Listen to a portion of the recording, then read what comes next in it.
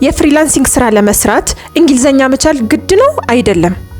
መልሱ ግድ አይደለም ነው። ብትችሉ መልካም ነው። ካልቻላችሁ ደግሞ ብዙ ስራ ልታገኙባቸው የምትችሉ መድረኮች አሉ። ከነዛ ውስጥ አንዱ አፍሪወርክ ነው። አፍሪወርክ ላይ በእንግሊዘኛም በአማርኛም ግሩፕ አለ እና እዛ አማርኛ ግሩፕ ላይ ገብታችሁ አፕላይ ማድረግ ነው የሚጠበቅባችሁ።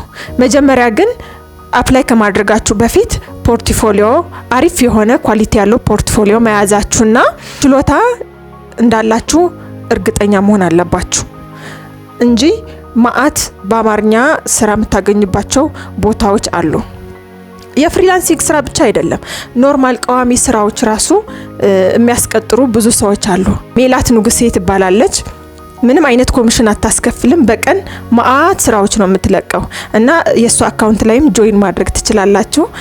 ሌላ ደግሞ እንዴት አድርገን ፖርትፎሊዮ ማዘጋጀት እንችላለን የምትሉ ከሆነ እኔ ፉል ኮርስ እንዴት ፖርትፎሊዮ ማዘጋጀት እንደምትችሉ የሚገልጽ ቪዲዮ እሰራለሁ። ፍላጎት ካላችሁ እንፈልጋለን ብላችሁ ኮሜንት ውስጥ ጻፉልኝ።